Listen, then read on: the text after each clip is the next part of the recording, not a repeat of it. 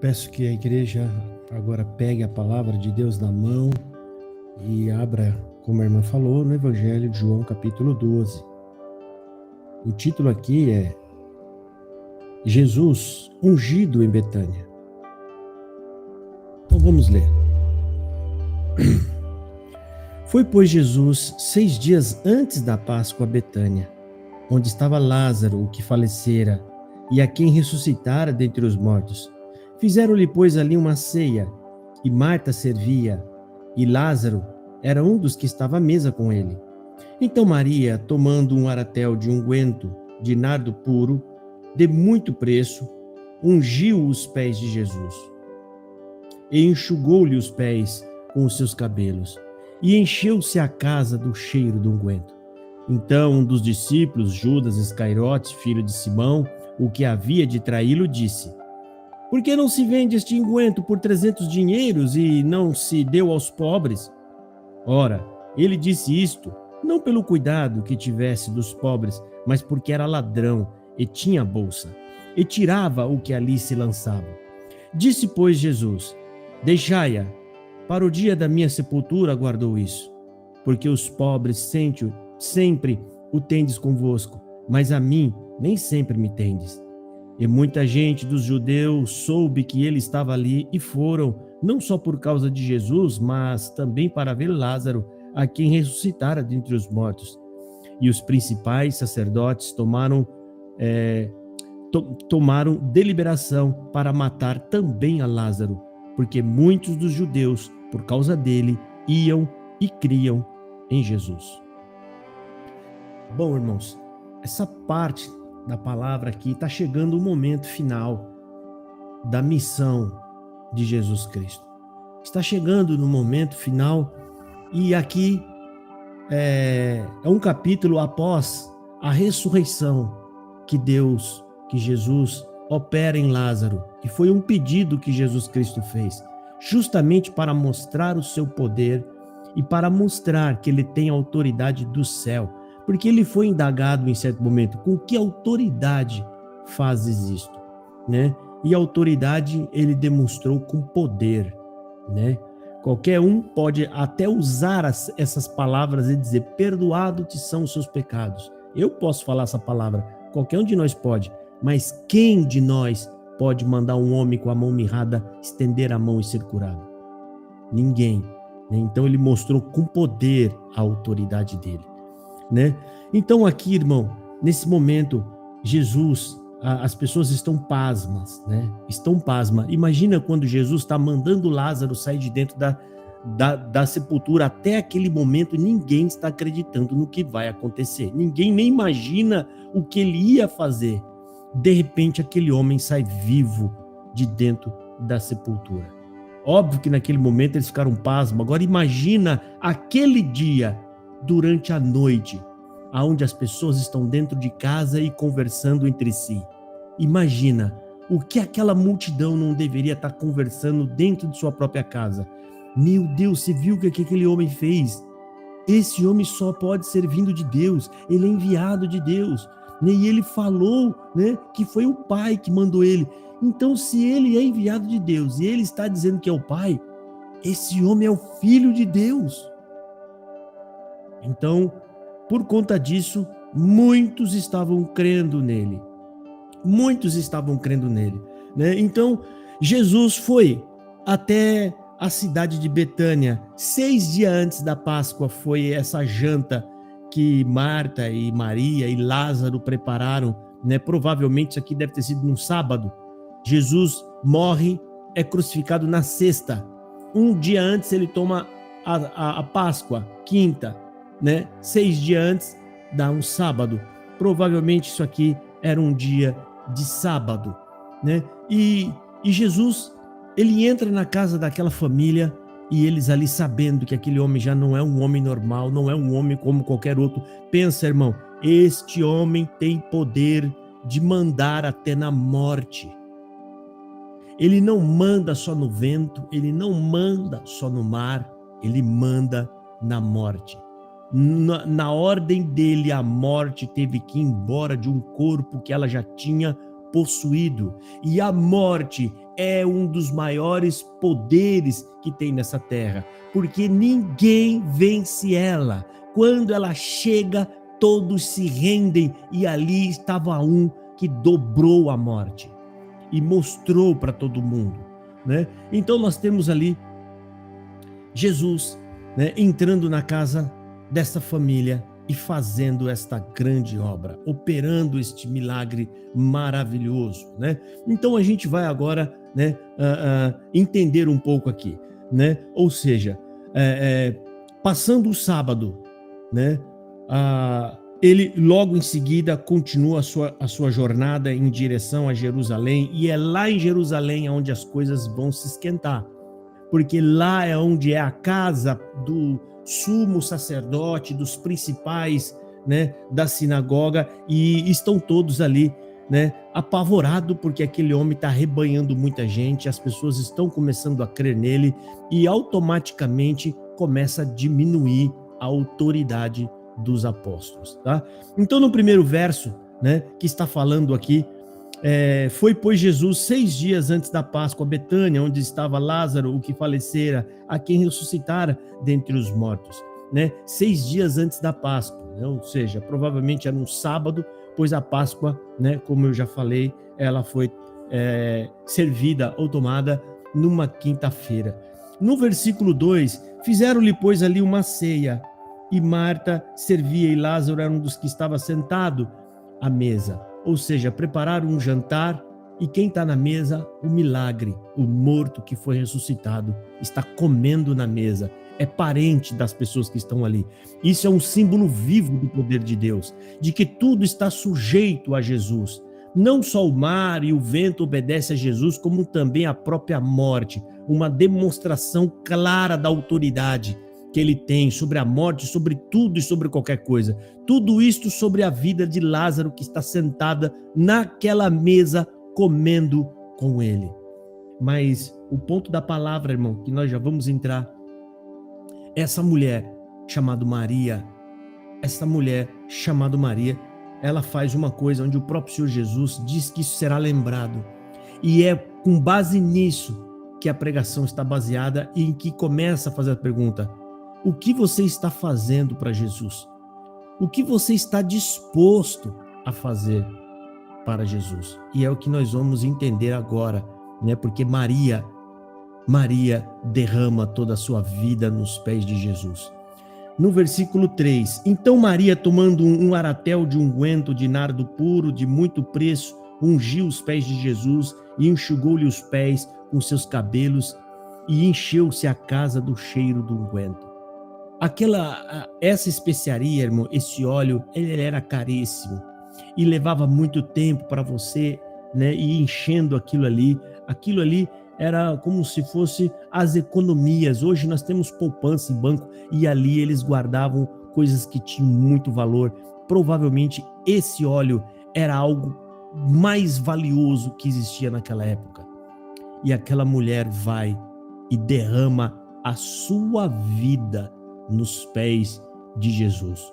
Todo o seu esforço, tudo o que ela tinha, tudo o que tem, ela demonstra entregando nos pés de Jesus, derramando sua vida. Uma manifestação de amor, de amar demais Jesus. Ela está entregando a sua vida aos pés daquele homem, porque nesse momento, gente, se a gente para pensar, aquela obra milagrosa estava operando no coração das pessoas. Só das pessoas lembrarem daquilo, só delas falarem daquilo, era o Espírito Santo enchendo e trabalhando no coração dela. E esse momento, muito provavelmente, o coração de Maria está cheio do amor de Jesus no coração dela. Essa mulher já é uma convertida, ela já tem a vida transformada, e o primeiro sinal de desapego dela nessa vida é que ela pega tudo que ela tem e despeja nos pés de Jesus, amando Jesus, entregando sua vida a Jesus. Ela vai ali e coloca aos pés de Jesus tudo que ela conseguir ajuntar durante a vida dela. ela derrama nos pés de Jesus. E em contrapartida a isso, versículo 4, 5 e 6, vamos ler.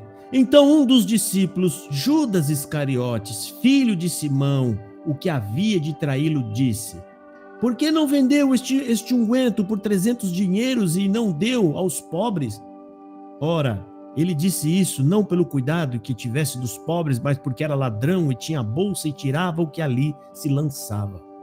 Ou seja, em contrapartida, o homem que não é convertido de verdade, este homem que estava andando com Jesus, mas a palavra de Jesus não entra no coração dele, ele também viu o milagre, mas não dá para entender como que vê um milagre daquele tamanho e não crê em Jesus. Em contrapartida, o coração dele está no quê? Nos ganhos financeiros, dinheiro. Ele ficou horrorizado por ver derramar tanto dinheiro nos pés de Jesus, porque aquilo valia dinheiro, aquilo era muita coisa para eles. E aqui a gente vê o contraste de alguém que ama Jesus. Quem ama Jesus entrega a vida para Jesus. Quem não ama Jesus pode até andar junto com a igreja, pode até andar atrás de Jesus, mas o seu coração continua nas coisas dessa vida. Essas pessoas andam com Jesus para ganhar alguma coisa, para ter algo em troca, para ser abençoado, para ter o cativeiro virado, para ganhar bênçãos e coisas por aí vai. Então, irmão, em contrapartida nós temos aqui Judas, que simboliza o amor pela própria vida. Olha a diferença. Maria ama a vida de Jesus e derrama a sua vida por Jesus. E Judas ama a própria vida dele e ele se lamenta por ver um desperdício daquele que poderia fazer muita coisa por si próprio com todo aquele dinheiro, porque aqui o escritor fala, ele era ladrão. Judas e o seu amor pelo dinheiro, que simboliza amar mais a sua própria vida do que a vida que está em Jesus. A vida de Jesus é a verdadeira vida. Mas não se engane, irmão, esse amor é pela própria vida, isso é passageiro. Por isso que Jesus fala, não deposite suas forças e as suas esperanças no que há da terra, porque passa. Isso passa. Então Judas, quando está falando aquilo ali, ele está disfarçando a ganância dele com uma máscara de altruísmo. Ou seja, ele fala dos pobres como se ele tivesse, na verdade, interessado em alimentar os pobres, mas não. Aquilo é apenas discurso, que é o que nós mais vemos hoje em dia. Homens que arrecadam dinheiro da igreja e você acha que vai socorrer os pobres, comprar comida, mas não, eles estão construindo coisas para a sua própria glória. Para estes homens, irmãos, sempre haverá uma justificativa para não sacrificar a sua vida ou os seus bens para Jesus. Pois aonde estiver o seu coração, aí estará a sua vida. Isso é palavra de Deus. Mateus capítulo 6, versículo 21, Jesus diz, pois onde estiver o seu tesouro, aí também estará o seu coração. Você ama Jesus, irmão? Então, se você ama Jesus, é que o seu tesouro é Jesus. O nosso coração está naquilo que nós temos de mais precioso. O nosso coração, ele está naquilo que a gente não quer perder. Esse é o nosso. O que é um tesouro? É algo que você gosta e ama tanto e que você não quer perder de forma alguma. Então, é nisso que nós devemos depositar o nosso coração. E então, aqui no versículo 7, irmão, ele fala o seguinte, disse, pois, Jesus, deixai-a, para o dia da minha sepultura aguardou isso. Ou seja, a unção de Jesus era um ato profético que simbolizava a sua própria morte. Este ato, que Maria está fazendo ali, ele simboliza o quê? Mais do que ela imaginava, ou mais do que ela sabia. Eles ainda não entendiam que Jesus chegando em Jerusalém, ele morreria. Mas ela está fazendo um serviço para Deus, sem saber, está preparando o corpo do nosso Senhor Jesus. Então, irmão, entenda uma coisa, Maria entregou tudo que ela tinha, ela não esperou uma segunda oportunidade. O mestre está dentro da minha casa. E na ânsia de querer fazer o melhor, muito provavelmente, irmão, prepararam a melhor comida que eles poderiam preparar. Compraram de tudo do melhor para colocar à mesa. Ali era um lugar de gente pobre, de gente simples, irmão. E eles fizeram o melhor. O Rei da Glória está entrando dentro da minha casa. O que eu posso dar para ele? E então, muito provavelmente, Maria foi para os seus aposentos, deve ter ido, meteu-lhe a mão naquele lugar que estava bem escondidinho, guardado, tirou o seu vaso e foi até a sala onde Jesus estava e se aproximou aos pés deles e começou a ungir os seus pés com unguento e com lágrima, o que demonstra o seu amor entranhável por Jesus, irmão. É isso que o Evangelho faz. Ele descobre o nosso amor verdadeiro por Deus. Os que são filhos de Deus não servirão a Deus por nenhum interesse dessa vida e nem por interesse de coisas da vida futura. Os que amam a Deus vão servi-lo unicamente por amor, porque Ele nos amou primeiro do que nós.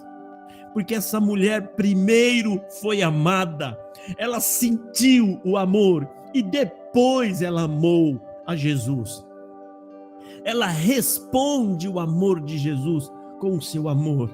E isso, irmão, não provém de nós. Esse amor que está derramado em nossos corações é o próprio Deus que colocou dentro de nós para que nós o amássemos e estivéssemos ligados a Ele, não só agora, mas por toda a eternidade. E aqui, Judas, malandro do jeito que é, né? O que Judas fez? Né? Ele fala, não, a gente tem que servir os pobres. Ele queria que parasse de derramar um óleo. Para e eu vou vender. Deixa eu vender para ajudar os pobres. Mas Jesus Cristo, o que ele fala? Jesus menciona a própria lei para dizer que os pobres sempre estariam ali disponíveis para eles exercitarem a sua compaixão. O pobre sempre vai estar aí, mas a presença dele nem sempre estaria ali. Por isso a boa parte é: faça tudo enquanto Jesus está na nossa vida.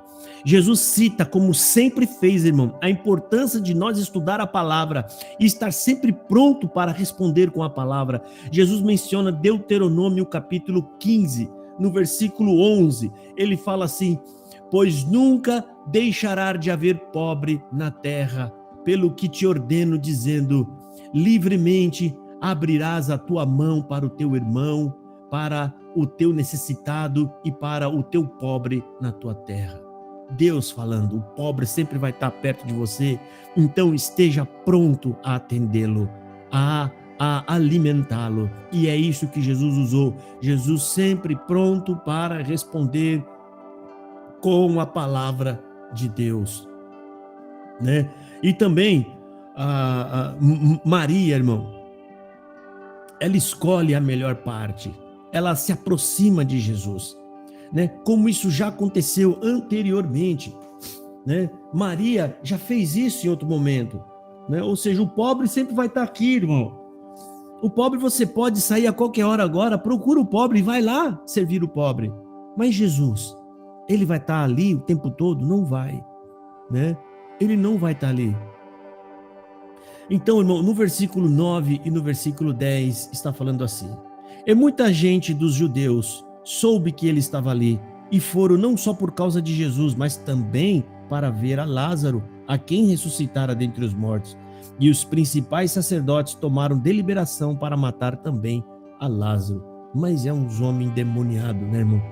Eles viram o milagre de Deus e ao invés de se converterem, estes homens planejam matar Jesus e Lázaro. Meu Deus, fala, irmão, se isso não é o próprio diabo no coração destes homens, o que é? O milagre de Lázaro testifica da autoridade de Cristo, de que Cristo ele está amando de Deus. Ele é enviado de Deus e eles sabiam disso, eles estavam vendo isso. Mas os principais dos sacerdotes, ao invés deles confessarem que Jesus é o Cordeiro de Deus, como estava prometido e como estava se cumprindo na frente dele, eles tramam matar ambos, Jesus e Lázaro. Para quê, irmão? O que eles estavam fazendo aqui, irmão? Eles estão perseguindo a glória de Deus. Matar Jesus e matar Lázaro é matar a glória de Deus, porque a glória de Deus estava sendo manifesta nos dois. Jesus, como representante daquilo que Deus manda ele vir fazer, tirar o nosso pecado com poder e com autoridade. Lázaro, porque é a prova viva de que esse que Deus mandou tem poder até sobre a morte. Nada pode detê-lo. Mas esses homens, eles tentam matar Jesus e Lázaro unicamente porque estavam preocupados com a sua fama, a fama que eles tinham de líderes e de autoritários, de homens que podem e de homens que mandam. E no versículo 11, porque muitos dos judeus, por causa dele, iam e criam em Jesus. Ou seja, os líderes religiosos estão perdendo a popularidade por causa de Jesus.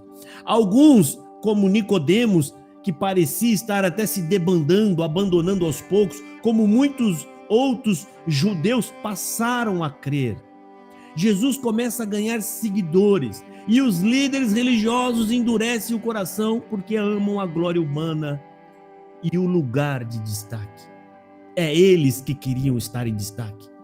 Era ele que queria estar sendo amado, era eles que queriam estar sendo ovacionado. Era eles. Esse é o homem orgulhoso, presunçoso, arrogante, soberbo. Ele quer o lugar de destaque. E os judeus estavam bravos com isso. Mas Jesus estava ali mostrando e manifestando o amor e a misericórdia. Irmão, isso é para nós explanar aqui a palavra. Mas voltando agora a Maria, irmão. Maria recebeu o Cristo dentro de sua casa e ela não perdeu a oportunidade de manifestar com obra o seu amor. Ela não só amou no seu coração e no seu sentimento, manifestando com choro, mas ela amou com obra e com atitude.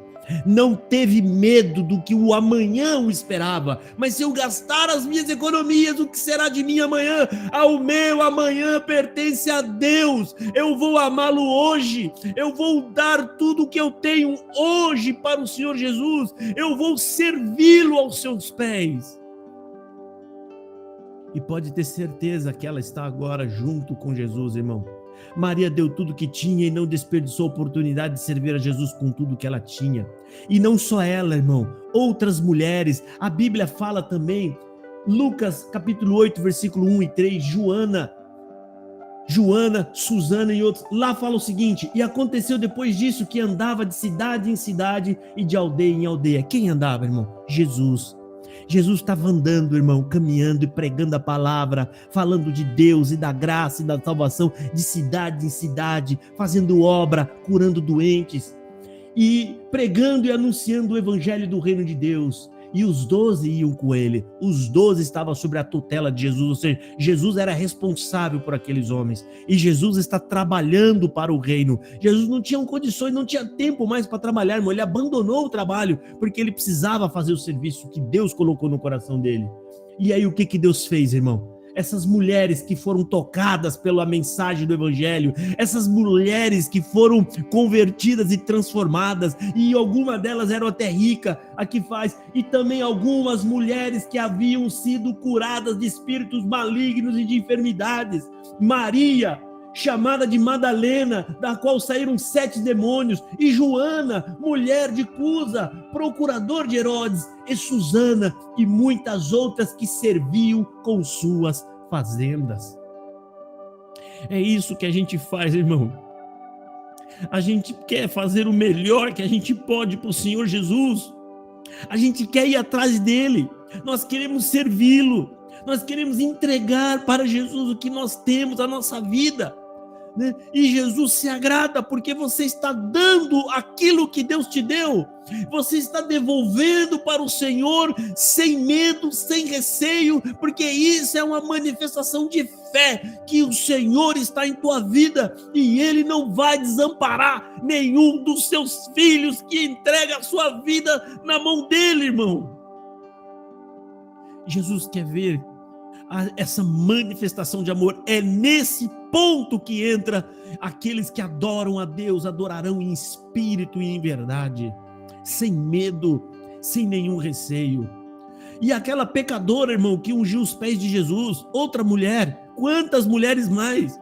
Naquele momento ela sente o amor de Jesus e ela retribui, né? Eu não lembro a passagem bíblica, mas outra mulher que também ungiu os pés, e ela era uma pecadora, e Jesus sabia disso. E o que aconteceu ali? Ninguém sabia que aquela mulher era pecadora, porque segundo a lei, se alguém soubesse, era obrigatório, ele tinha que denunciar, ainda que fosse parente, tem que denunciar, isso está na lei. Mas a mulher se ajoelhou aos pés de Jesus e começou a beijar o seu pé, e começou a chorar nos pés de Jesus e a enxugar com os seus cabelos. E o homem que está na porta, que é Simão, eu acho que era Simão, o nome dele é Simão, ele estava na porta e ele pensou assim: ah, se esse homem fosse profeta de verdade, ele ia saber que essa mulher é uma pecadora. Por que ele falou isso, irmão? Por que Simão sabia que a mulher era uma pecadora e mais ninguém sabia? Só parar para pensar um pouco. Por que esse homem sabia que aquela mulher era uma adúltera, pecadora, e mais ninguém sabia? Porque ele também era pecador, ele pecava com ela, eles eram parceiros. Mas aquela mulher, ela estava se arrependendo, e no arrependimento dela, ela encontrou perdão em Cristo, e ela se ajoelhou ali já convertida como uma filha de Deus, e beijando os pés do Senhor Jesus. Só Deus sabe o que ela balbuciava, pedindo perdão e misericórdia. E aquele homem na porta, olhando ali, sabendo, essa mulher é uma pecadora, eu sei que ela é uma pecadora, eu conheço, né? Se esse homem fosse mesmo um profeta, ele ia saber que essa mulher era uma pecadora. Aí Jesus olha para aquele homem, olha, Jesus dá uma resposta, gente, sem expor o homem também. Ninguém soube, ninguém entendeu o que Jesus quis dizer ali. Simão, tem uma coisa para te perguntar. Ele, dize, mestre, todo pronto. Parecia que ele era, né, um seguidor de Jesus. Dize a mestre, eu vou te fazer uma pergunta, me responda, por favor. Simão, alguém devia 500 dinheiro e o outro devia 50. Os dois não tinham como pagar, e aí aquele senhor resolveu perdoar os dois. Diga, qual dos dois você acha que amou mais? Simão fala, senhor, eu acho que é aquele que devia mais. Ele, pois é, respondeste bem. Em outras palavras, Jesus queria dizer, essa mulher já pecou bastante, você pecou com ela, então você devia só 50, ela devia muito. Mas essa mulher foi mais agradecida do que você. Porque eu entrei em tua casa, você sequer me beijou no rosto, você sequer me cumprimentou ou me saudou. Essa mulher beija os meus pés e enxuga os meus pés com as suas lágrimas. Por isso, Simão, eu vou dizer para você, mulher, perdoado te são os seus muitos pecados. Aqueles que se arrependem, irmão, sempre encontrará a misericórdia de Jesus.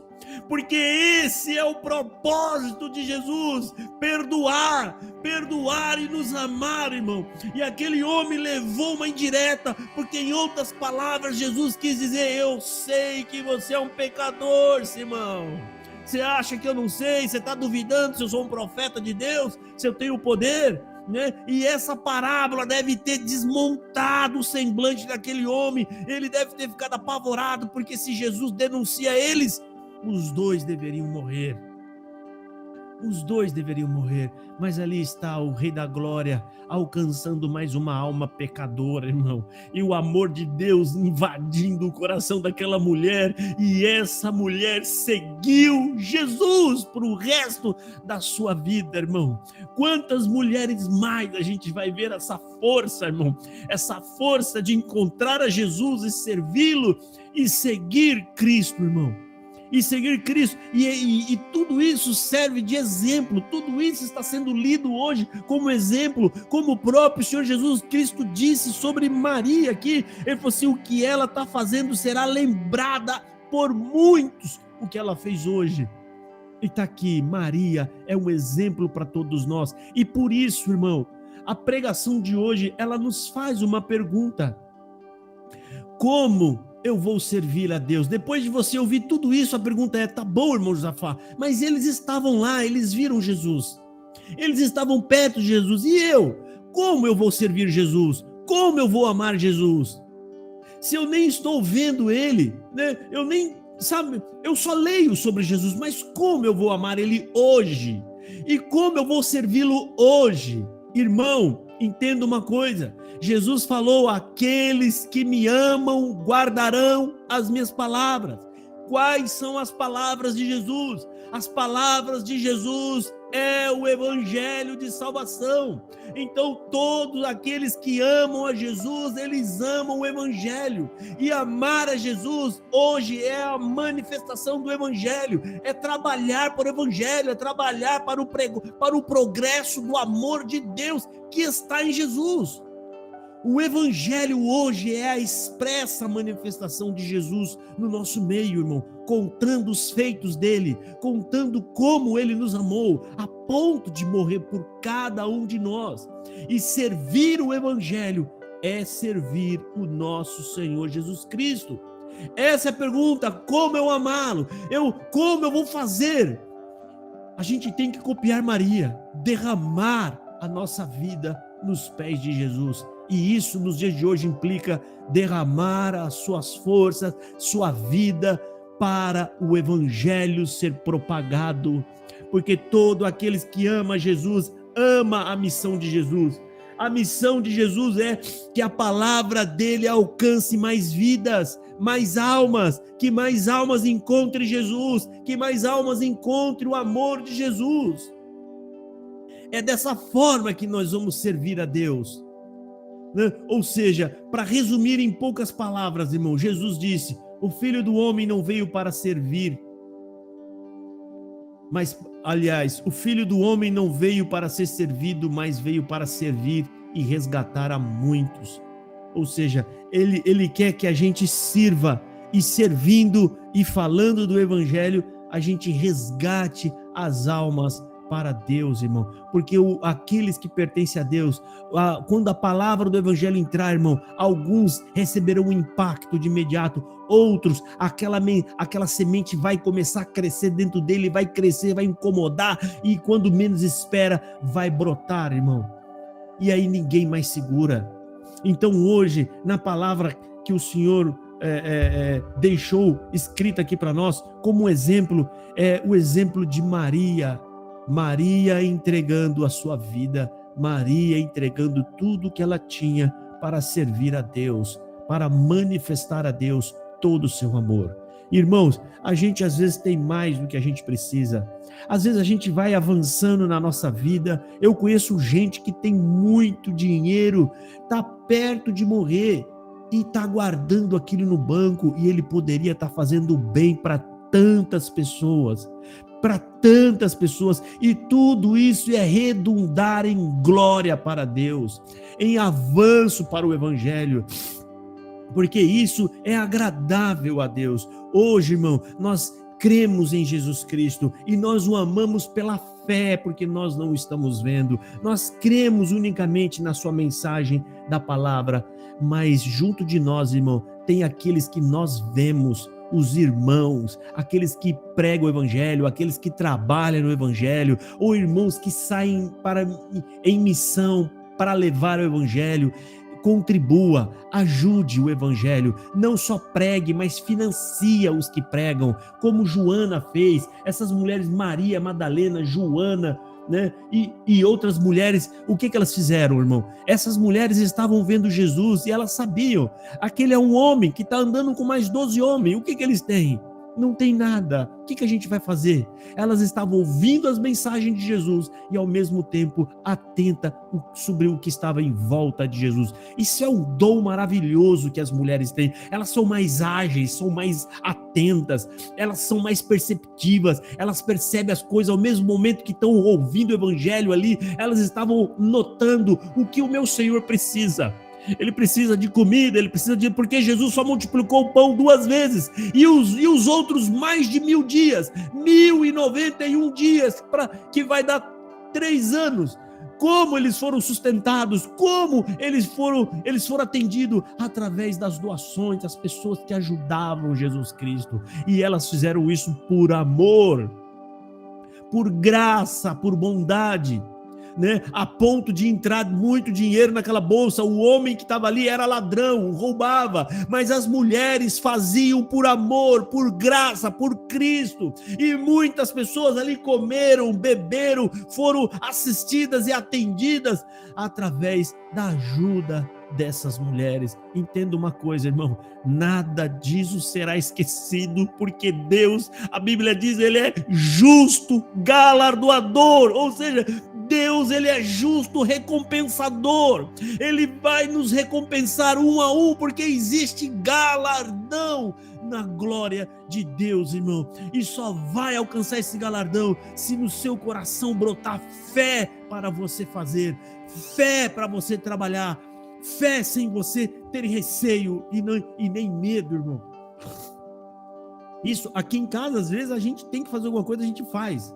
Né? A gente faz, não pode, se a gente se preocupar demais com o dia de amanhã, o dia de amanhã, o medo do dia de amanhã, irmão, ele tira as nossas forças, ele nos enfraquece. O que segura o medo do dia da manhã é a fé em Deus. Se passar fome, passo com Deus, né? Se eu não passar fome e tiver o que comer, dou glória a Deus, porque foi Ele que preparou. E dessa forma, ninguém vai nos impedir de servir a Deus. O que importa é fazer o que está ao nosso alcance para a glória de Deus, irmão, para a propagação do reino, do evangelho. E Deus se manifesta na terra através dos seus vasos, através daqueles que ele coloca o dom, aqueles que ele põe para trabalhar e para servir. E a igreja atenta, ela vai junto, ela trabalha, ela ajuda, ela socorre, ela trabalha junto para que o avanço do reino do Senhor Jesus continue crescendo e avançando, irmão. É desse jeito que a igreja cresce, irmão, né? Trabalhando para a glória de Deus através da manifestação do que Jesus fez, né? Então o nosso trabalho hoje é propagar, é falar, é anunciar. E quando você se deparar, irmão, com pessoas que pregam o evangelho, quando você se deparar com alguém em algum lugar ou alguma igreja que você estiver, se você percebeu, ali prega o evangelho, aquele homem está pregando, aquele homem, ele está servindo a Deus, ajude-o, trabalhe, ajude-o, dá força e dá apoio, porque na necessidade o diabo aparece, o diabo tenta, e o trabalho da igreja é ajudá-lo, para fortalecê-lo, para que ele continue falando, anunciando e pregando o evangelho, né? Ou outros que vão em missão para outras regiões, para outros lugares distantes. É a igreja, irmão, lutando contra esse mundo, contra as potestades, né, das trevas, e trabalhando para o avanço da glória de Deus. E esse aqui é o exemplo de Maria, irmão, beijando os pés de Jesus, derramando tudo que ela tinha, sem se preocupar com o dia de amanhã. E o que ela fez com esse vaso, fez com todo o seu amor, e o nome dela é lembrado até o dia de hoje. Isso aqui é uma espécie de galardão, está sendo lembrado, porque ela fez isso, né? Não foi porque Jesus pediu, foi porque ela simplesmente abriu o seu coração e derramou, irmão. Então não fica às vezes aguardando, aí será que Deus vai tocar? Faz, irmão, é certo, passa por esse crivo, isso é justo, é certo, é correto, então faça você mesmo, porque galardão é aquilo que você fez e você recebe a recompensa, né? Então, irmão, na palavra de hoje, né, que Deus, pela sua palavra, nos dando o exemplo de Maria, fica essa pergunta, e a pergunta também tem a resposta conclusiva: o que você está fazendo hoje para Jesus? O que você está disposto a fazer por Jesus? Será que você está disposto realmente a derramar a sua vida pelo Evangelho, pela graça? Será que você está disposto, né, a entregar, a servir a Deus com todo o seu coração? Se você ainda tem receio, irmão, ora, busca mais, deixe o Espírito Santo invadir o seu coração, porque não tem coisa mais maravilhosa do que servir, irmão. Servir gera em nós um sentimento de alegria, de satisfação, né? Isso já foi provado cientificamente, irmão. Pessoas que ajudam os outros mesmo, aliás, quando ele ajuda para não receber nada em troca, nenhum tipo de elogio, nada, isso gera um bom-estar. Por quê? Porque Deus nos fez para isso. Nós já fomos feitos desde a eternidade para servir, irmão. E quando o homem serve, é esse momento que ele alcança o verdadeiro propósito da vida. Quando você serve o próximo, é porque você encontrou aquilo o que você foi feito para fazer. Servir, porque somos cópia de Deus, irmão. A imagem de Deus, e Deus serve desde o início. Então, irmão, saiu até uma pesquisa, eu vou até contar, eu já contei aqui uma vez, né? Os cientistas perceberam, eles fizeram uma pesquisa, estudos e testes, que o homem, quando serve alguém, ele serve o próximo, irmão, manifesta nele uma espécie de um hormônio chamado, esqueci o nome, ocitocina. A ocitocina. Essa ocitocina, irmão, ela aparece em grande quantidade quando a mulher dá luz, porque é por Deus, né? Porque aquela criança que está saindo ali agora, aquele ser humano que está nascendo, ele já nasce causando dor e sofrimento na própria mãe. Ele já nasce, se Deus não enchesse de ocitocina, a mulher ia pegar e ia jogar fora aquela criança, porque essa desgrama, desculpa falar assim, já veio para me trazer dor. Mas não, irmão, a ocitocina invade a mulher a ponto daquela criança sair nascendo, sentindo dor, e quando sai, ela olha apaixonada e amando aquela criança, e recolhe aquela criança no seu braço, e aquela mulher está disposta a dar a vida para defender aquela criança. Isso é ou não é um dom maravilhoso de Deus, irmão? Isso é ocitocina. Esse mesmo hormônio manifesta no ser humano quando ele ajuda o próximo, quando você faz algo pelo próximo. O ser humano sente falta disso, né? Inclusive, eu ouvi um relato de um garoto que ele tinha acabado de perder a mãe dele há mais ou menos um mês. Ele tinha perdido a mãe dele. E aí, quando ele entrou num ambiente que tem lá os cafés, que vende lá os cafés, uns lugares, ele entrou e viu 3 senhoras conversando. Tinham 3 senhoras conversando. As senhoras tinham aproximadamente a idade da mãe dele. E ele parou, ficou olhando para aquelas senhoras, e ele teve o desejo de pagar o café delas.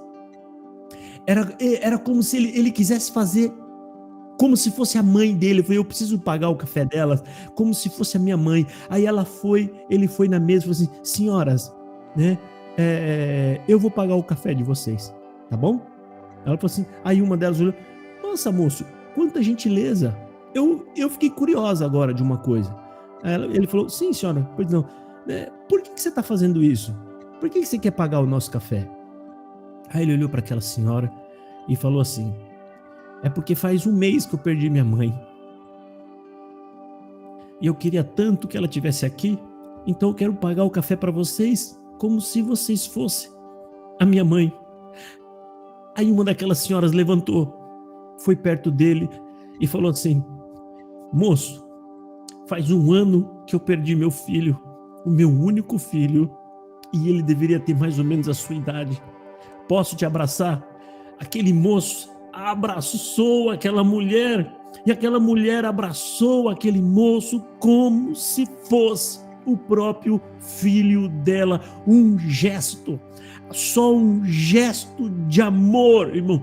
mexeu no coração daquelas pessoas. Eles falaram que quem estava na mesa chorou, e você que está sentindo isso agora, isso é ocitocina mexendo dentro de você e do seu coração. É isso que Deus quer que a gente faça, que a gente sinta isso dentro de nós, porque Deus fez o ser humano para servir e não para ser servido. Deus nos formou desde a eternidade para ser servos e não para ser servido. O homem, quando peca, ele se transforma em egoísta, ele se transforma em um idólatra, um ególatra de si mesmo, e quando o homem ama a própria vida, é um sinal de que ele está longe de Deus, longe daquilo pelo qual Deus nos fez e nos formou, irmão. Longe. Então, irmão, o Senhor Deus, Ele colocou dentro de nós todos os aparatos necessários para levar-nos para o bom caminho, irmão. Então, irmão, para encerrar na pregação dessa palavra, não ame a sua vida, ame a vida dos outros, e você estará amando a Jesus, você estará servindo a Jesus Cristo. Nós fomos enviados nessa terra e Jesus nos envia ao mundo para doar a nossa vida ao mundo, assim como Jesus doou a vida dele por nós, irmão. Faça isso e você estará servindo a Deus de verdade e amando nosso Senhor Jesus Cristo, irmão. Essa é a mensagem da palavra para hoje. Deus abençoe a todos. Amém. Amém. Amém. Amém. Glória a Deus. Amém. Amém. Amém. Então, irmão, dando prosseguimento